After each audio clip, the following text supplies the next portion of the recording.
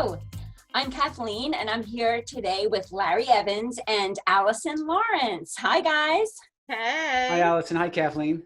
Hi. We're very excited that you're here, Allison. Thank you for joining us. I'm thrilled to do it. Yay.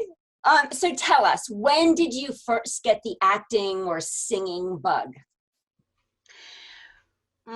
Well, I think my performing bug started early in my life, but it was for ballet. I wanted to be a ballet dancer, and I was probably about 8. And actually, my parents had put me in ballet lessons because I was terribly pigeon-toed and knock-kneed.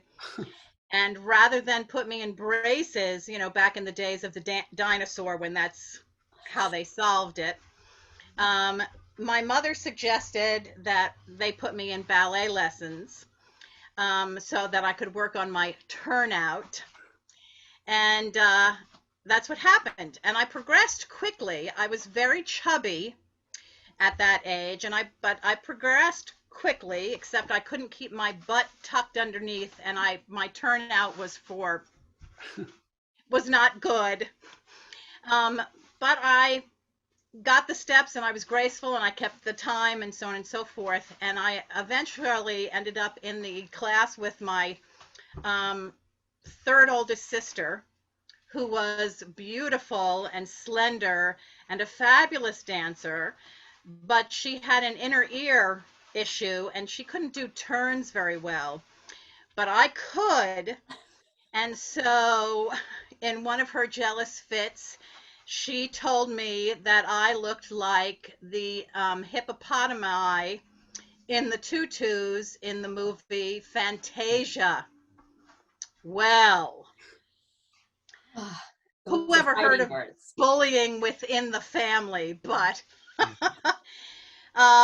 so my parents took me out of that class, put me in another class, and I studied ballet for about 4 years. But I unfortunately grew taller, and didn't really have the figure for a ballet dancer. So the next thing that happened was that the prep school that I attended for high school had a box at the Metropolitan Opera that was gifted to the school.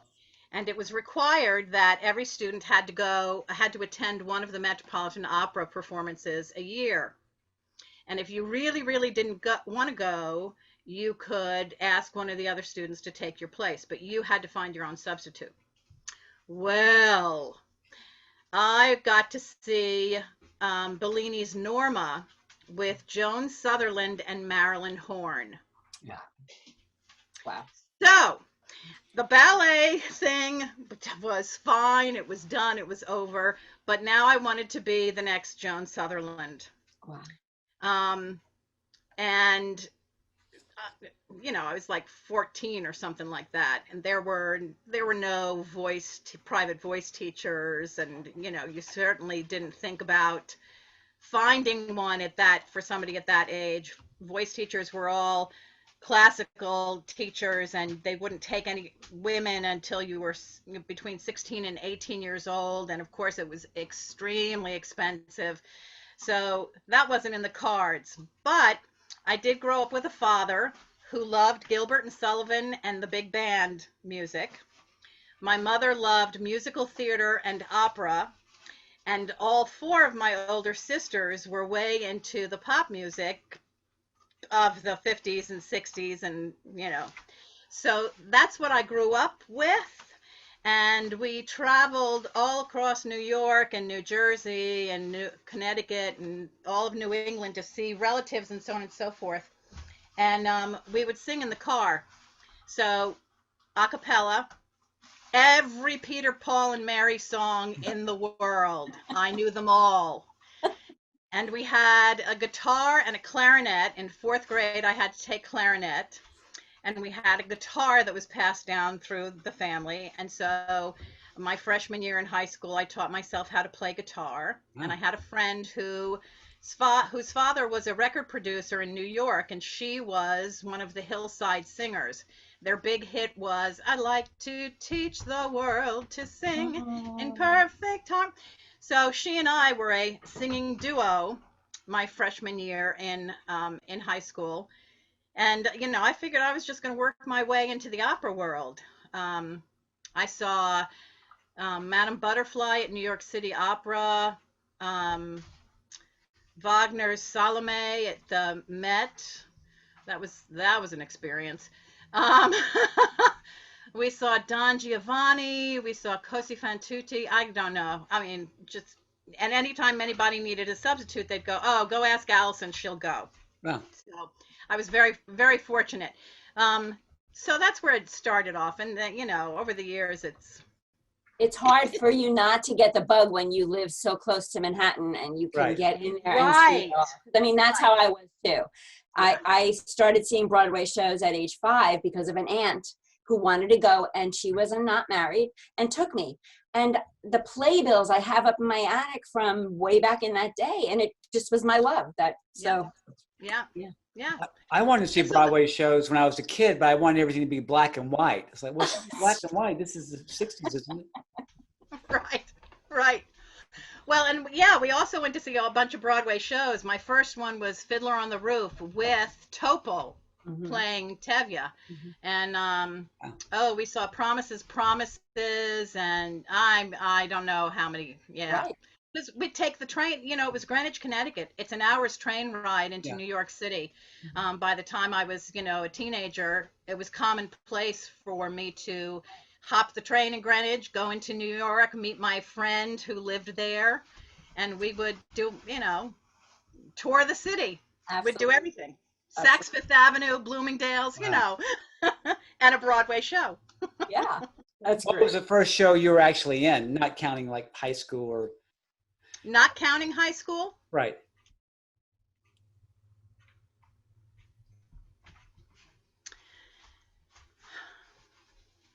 Ah, I know what it was. Um, in the early 80s, um, and it's kind of an interesting story how I got into it. Um, my mother had passed away when I was 21, and I was kind of at a loss for, what life was. And hang on just a second. Sorry. Okay. We're good. But your Let dog me see. eating things, right? Yes. And I was singing as the soloist in a church in Southern Pines, which is where I was living at the time. And I was married. And I don't know, I just kind of got this bee in my bonnet, and I asked her, because I knew that she had done theater at Fort Bragg and in some of the other Fayetteville areas. I was living in Southern Pines. And Fayetteville at the time had a dinner theater at the Bordeaux Inn. It was called the Bordeaux Dinner Theater. Had been doing quite well for a long time. And she said, "Well, I just happen to know the director of a show that they're auditioning for at Bordeaux Dinner Theater. His name is George Cohen." And she said, "They're doing Play It Again, Sam," which is written by, Woody Allen. thank you. And she said, "I will take you over to Fayetteville and, audition, see what you want to do, and so on and so forth, if you like it." And so that was my first real honest to God audition outside of high school. Because in college, the music department and the theater department were separated and never the twain should meet.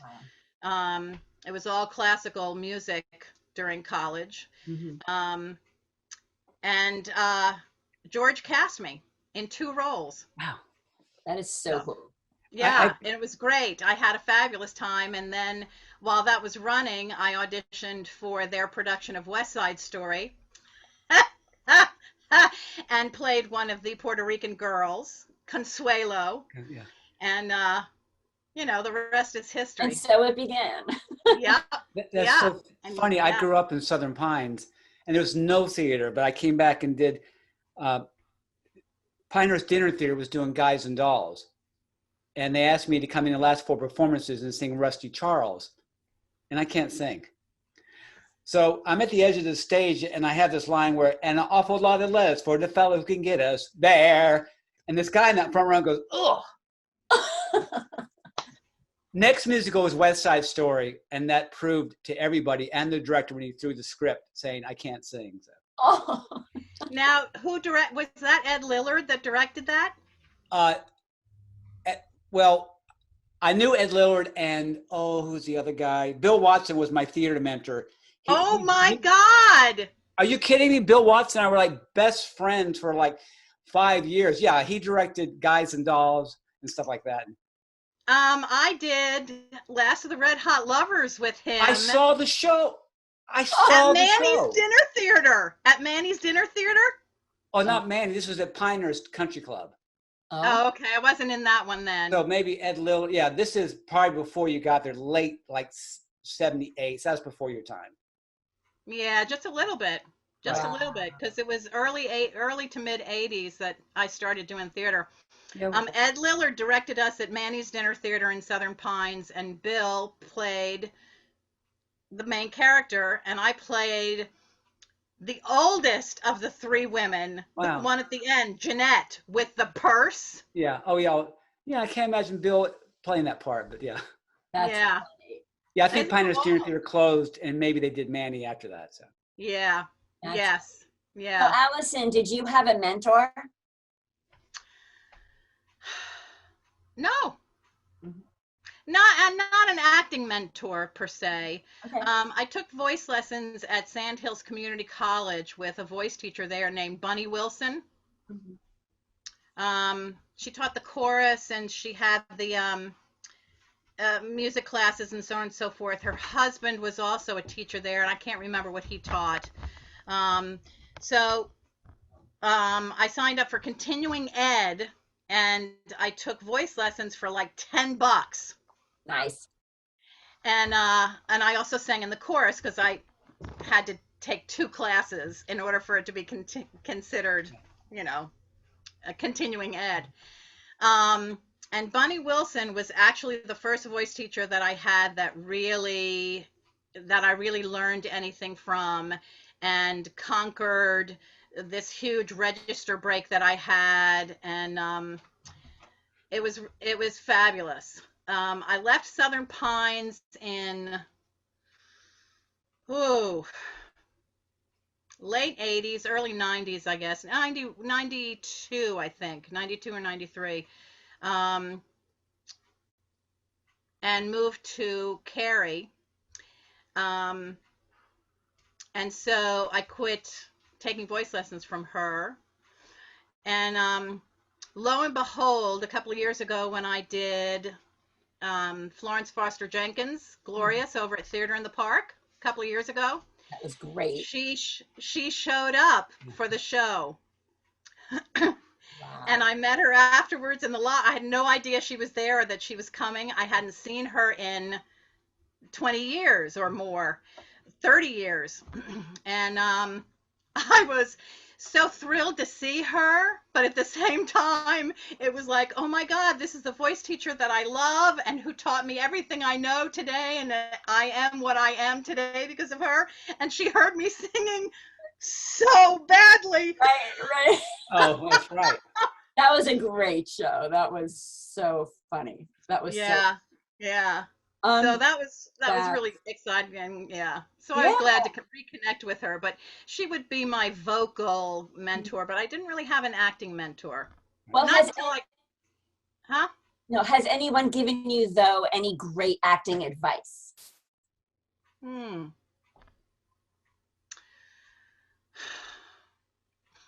know it's hard. Not really.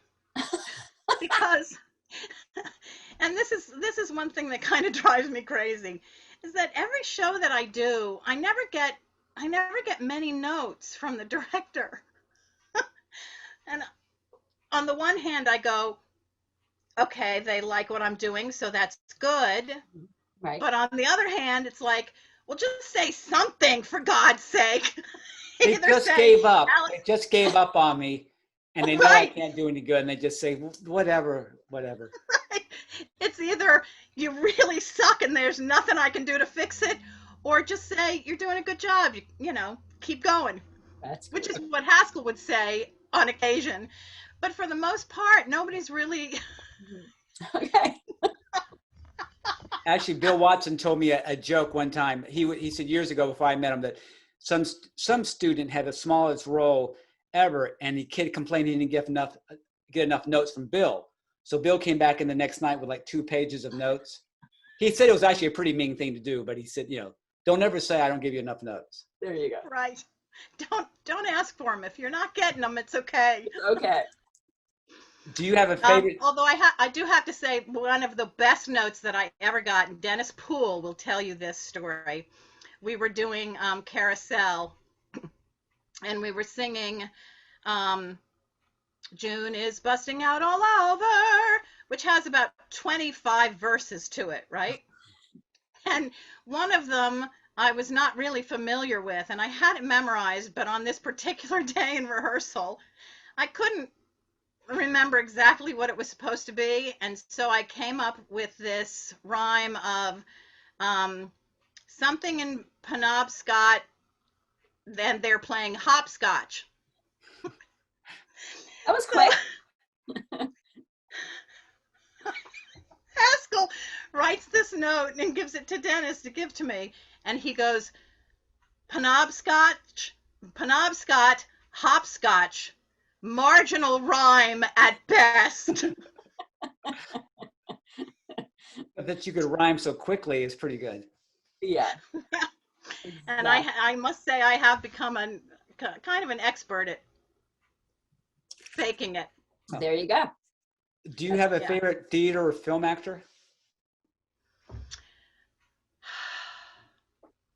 I have a couple.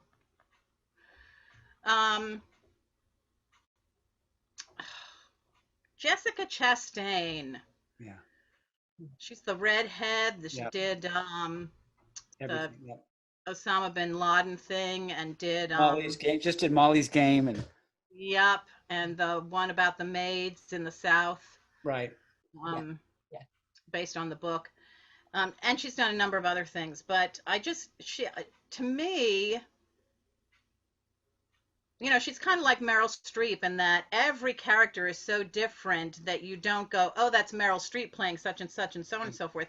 You so fully believe the character that she's playing that you don't recognize the actor, Which is great.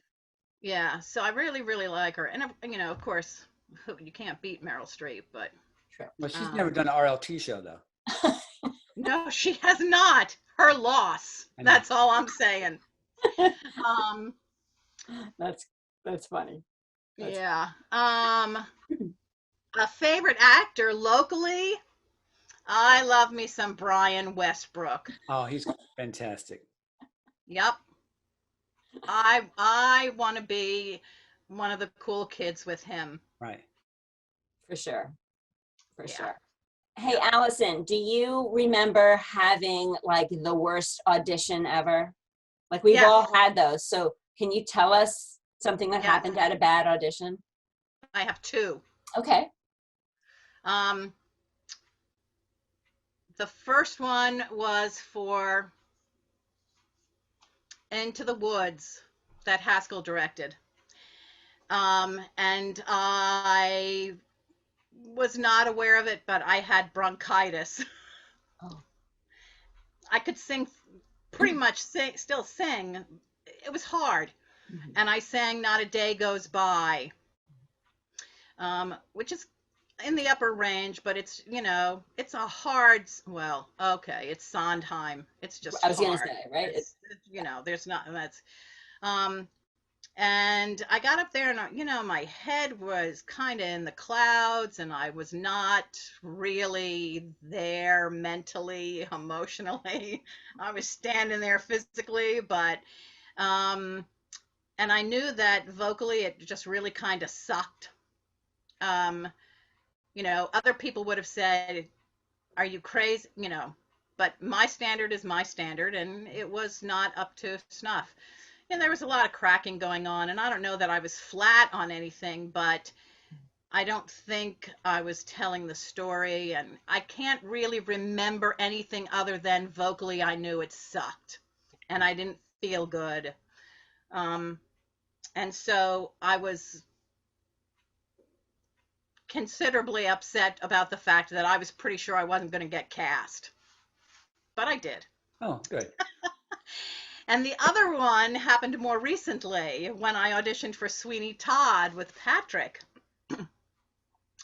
And I had a number of students who auditioned for that, and a lot of coaching students who don't, come on a regular basis, but because everybody in the world auditioned for that. Mhm. And I spent so much time prepping them and working their stuff and so on and so forth. I thought, hey, I'm Alison Lawrence. I don't have to, no worries. I'm doing a song I've sung a million times. I chose Lovely from A Funny Thing Happened on the Way to the Forum. And I thought, oh, that'll be hysterical. I want Mrs. What's her name?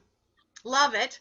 Right. So I'll do it with a Cockney accent. And wouldn't that be funny? Because she's the furthest thing from lovely and, all these qualities of can't read and write, but who cares? Because I'm lovely, Right. And so at the audition, Julie Florin played the intro for me. And I started off, about a third higher than I needed to be.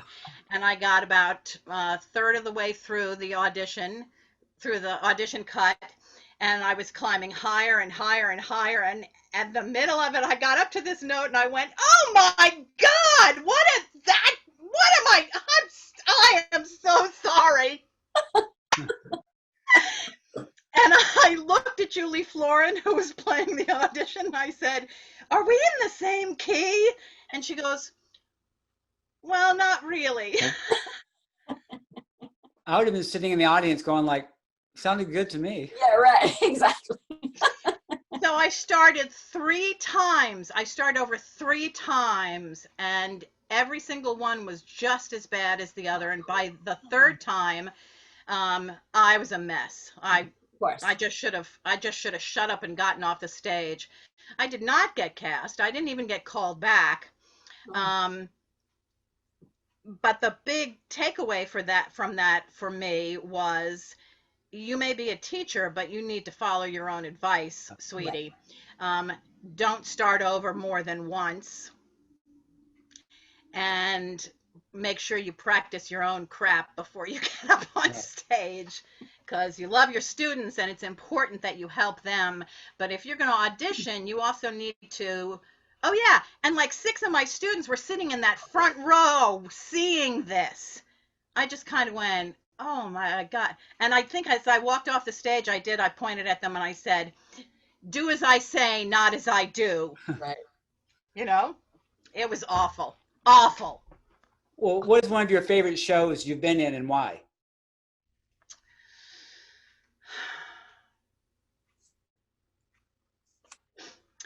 Well, there are 2 that pop up in my head for right off the bat. The first one is The King and I, and I've done it 3 times. Wow. I've played Anna twice and Lady Tiang once. And I just love the story. I love the music. And some of that may be that Gertrude Lawrence, who was the original Anna on Broadway, is actually a first cousin to my grandfather. Oh, wow. So I always thought, hey, I'm following in her footsteps. Yeah. The second one, and I could just sing the music from The King and I forever. All of it. And I just love the story. The second one is the 1940s Radio Hour, which I've also done 3 times. All the same character, different directors.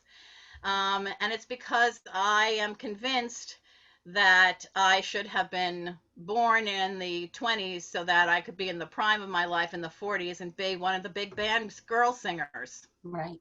and I just love that music. And it's a fun story, and it makes you feel good. Just makes you feel good. So I'm those are the two convinced. that top jump off the top of my head. I'm convinced I should have been born in the 30s, so I would have been in my 30s doing Neil Simon in 1960s Oh, and stuff. Yeah, yeah. yeah. I do love Neil Simon stuff. Yeah, I do love straight shows, non-musicals too. right. Like Lips Together, Teeth Apart was Oh a yeah. great, really great show. I really loved doing that one. Um, yeah, I got a bunch of them. I got a bunch of them. Well, It's is hard to there a pick role out. you've always wanted to play? What would be a role I've always wanted to play? Ah, Mama Rose in Gypsy Oh is the yeah. top of my bucket list. Top of my bucket list. I would love to play Dolly in Hello Dolly, and Mame, and Mrs. Lovett. Yeah. So cool. Ooh, and Desiree in A Little Night Music. Oh yeah. That's probably my Yeah. second one on the list. Yeah, Wow. yeah. So, Allison, what type of actor is it best to be on stage with? In your opinion, like what kind of an actor do you want to be on stage with?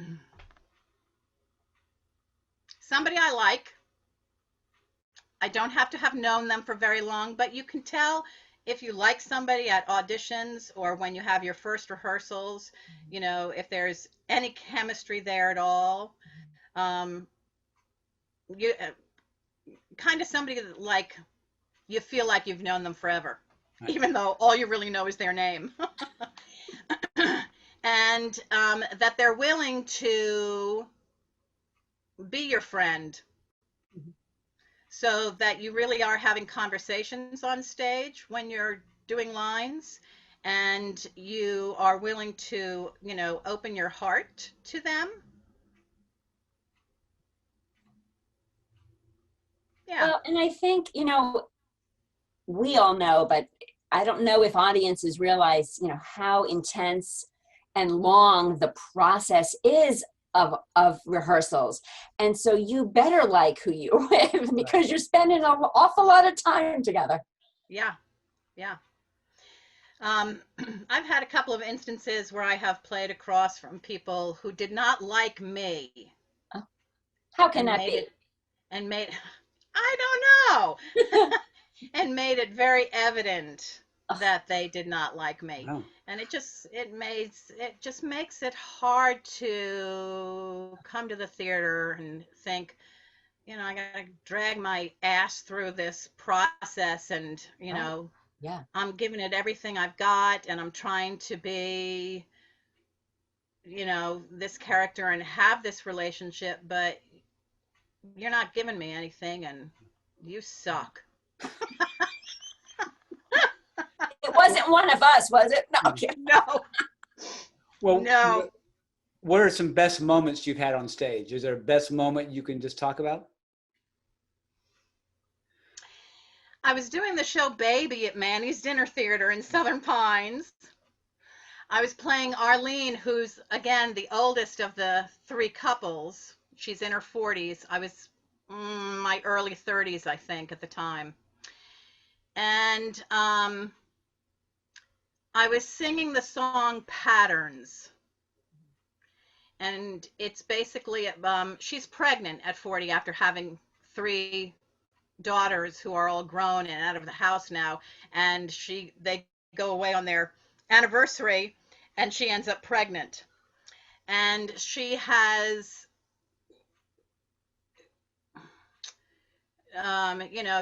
she's dealing with the idea of whether she wants to be a mother again or if she wants to abort the pregnancy. um, and she decides to keep it, but it is a hard decision for her.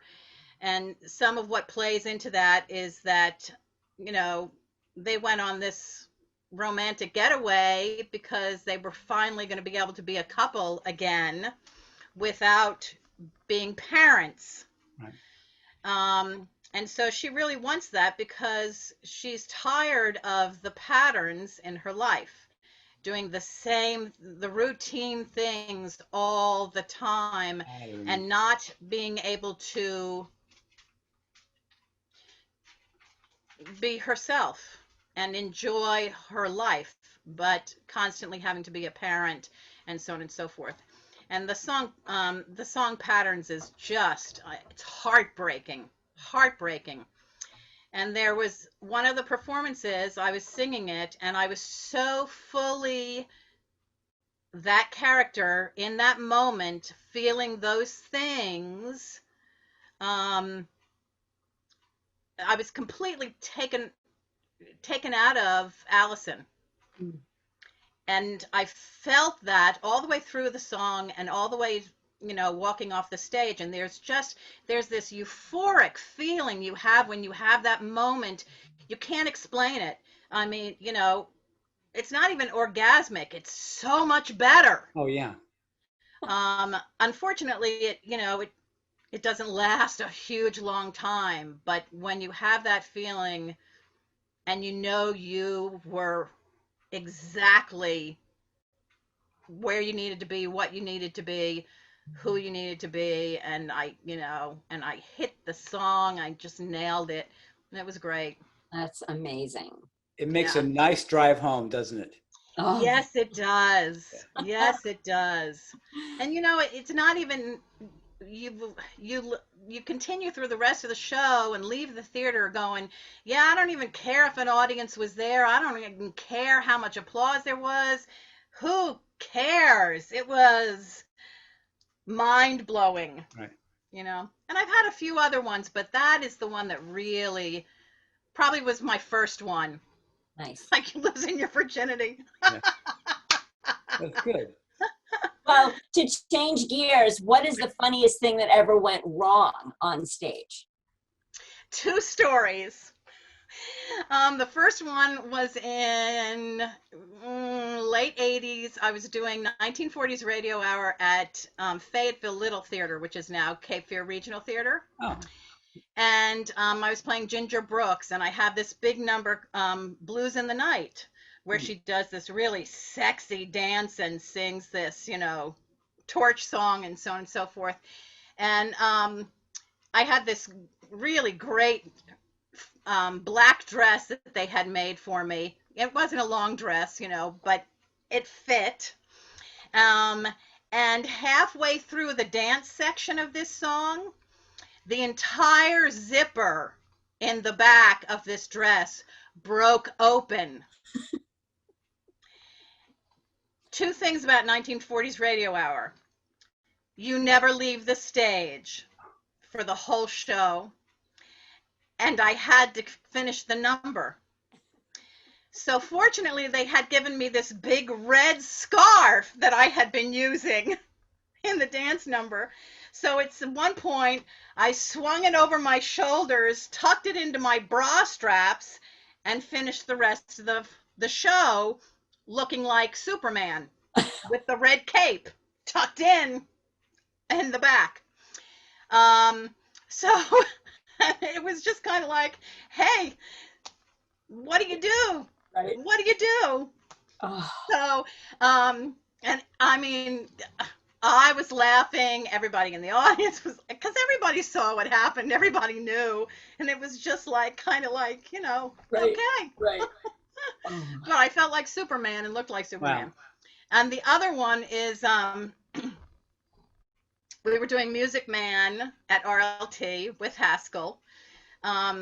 Nancy Watkins Demetrios was my Marion. I was playing Mrs. Peru. And Anthony Costanzo, New York City, Metropolitan Opera, what do you call it? The really high tenor. Oh. I don't know. Soprano. He's not a castrati, but it has that voice. There's a name for it. I'll think of it. Anyway, he was 12 years old. He was playing Winthrop. And we were in our final dress rehearsal. And where I'm sitting on the front porch of the house, and Nancy has just sung My White Knight, and Winthrop is supposed to come on stage and tell us about how he learned a song with hardly any F's in it. it's Gary, Indiana. And then we're supposed to sing Gary, Indiana. Well, Winthrop doesn't show up. So I'm sitting there on the porch in the rocking chair, and Nancy repeats her line about, oh, Winthrop. And there's no Winthrop. And she goes, Winthrop, is that you over there in the woods? Come here. And there's no Winthrop. And this goes on. And she goes, she's going on, Winthrop, don't be shy. Come here. And at this point, her voice is really loud, hoping that wherever he is, he can hear her. And she's going, Winthrop, Winthrop, don't get me angry. Winthrop, don't make me come there after you.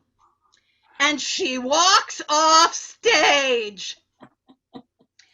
So there I am, sitting in the rocking chair on the porch with my knitting. I turn to the audience and I go, oh, Danny boy, the pipes are calling from glen to glen and down the mountainside.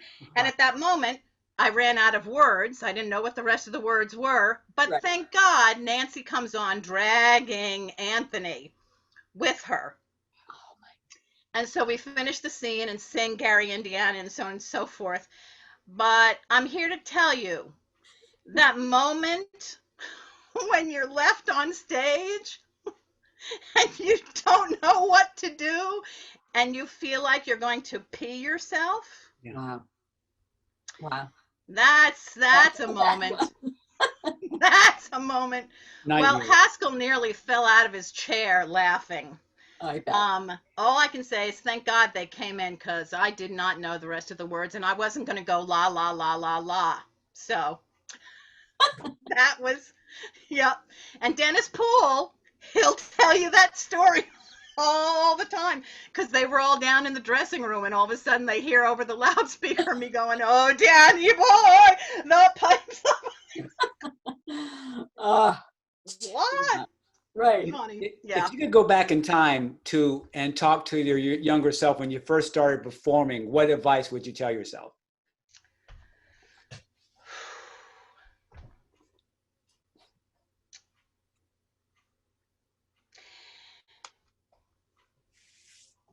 That if I was going to continue in this, I needed to take it more seriously and be conscious of the learning process and do the research, and don't just memorize lines, but really tell a story.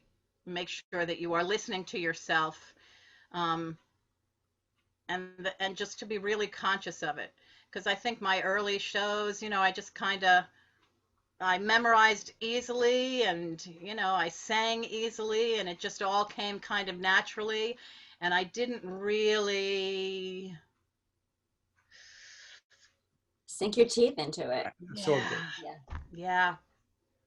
Yeah. And I think I missed a lot. Mm-hmm. I think I missed a lot. I think we all did. For myself, Mm-hmm. What's the first thing you want to do when we get out of this lockdown and life goes back to semi-normal?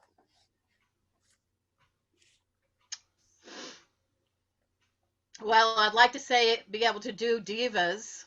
I know. But we're not gonna wait for this to end before we're doing it. I think I'm allowed to give that away. Right. There are two shows at RLT that I would love to audition for and be able to do. One of them's early in the season. Right. A show in October. Yes. Yeah. Yep. Yeah. Yeah. It's it's a hard world for the theater right now. So, yes. Yes, it is. Yeah. Well, wow, we heard great stories from Alison. Oh, I got a million of them. I want to do a part 2. That's so great. Thank you so much for being here and doing that and sharing your life with us. It was really fun. Thank you. I love to do this. I really do. I mean, at heart, I think not just being an actor and a singer and a voice teacher, but I really love telling stories. Mm-hmm. And I really do have a million of them. You know, I have lunch. Well, I used to have lunch once a month with a very dear friend of mine who is also a voice teacher here in Raleigh, who I love to pieces. And she, you know, as we've been talking about things and I'm telling her stories of, you know, blah, blah, blah, so on and so forth, she has said to me a number of times, you know, Alison, you really need to write a book because you really have had interesting experiences, Right. life experiences. Mm-hmm. Not all of them good, but certainly they tell lessons that you've learned, um, and they're fun stories and they're exciting and you tell them well. So um, yeah, Yeah. I love doing this kind of thing, but I really do have a million stories. I believe it. And thank you so much for asking me to do this Oh, because you're welcome. it's a nice break in my routine of sitting at home trying to keep my puppy from eating everything in the house. Yeah. Well, thank you again. And I look forward to the day where I can see you again in person. You too.